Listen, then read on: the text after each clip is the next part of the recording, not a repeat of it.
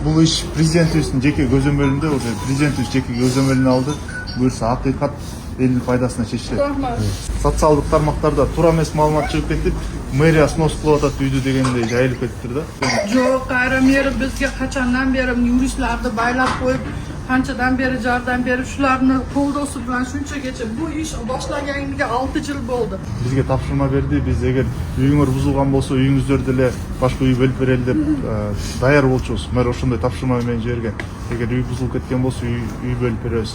Үй карагыла деп жанан келсек, чатыры бузулган экен, ошо өзүңүздөр чатырын эле калыбына келтирип берди атасыздар. Бүгүн кечке чейин буюрса бүтүрүп беребиз крышасын жагып. Снос иштери токтоду. Снос болбойт, тынч уктай берсеңиздер болот. Электричество, свет, суу кошулган, баарысы кошулган. Сарсын болуңуздар.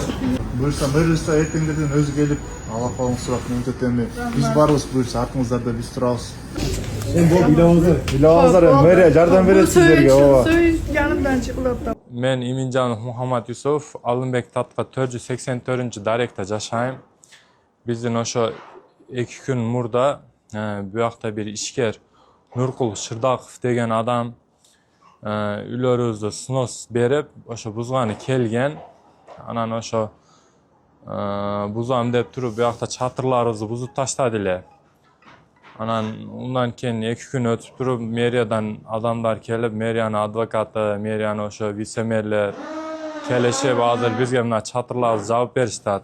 Урматтуу президенттерибизге, урматтуу генералыбыз, урматтуу мэрибизге чоң рахмат айтабыз. Биз ошондой көйгөйлөрүбүздү чечип бергенине. Алла ыраазы болсун алардан. Рахмат баарына.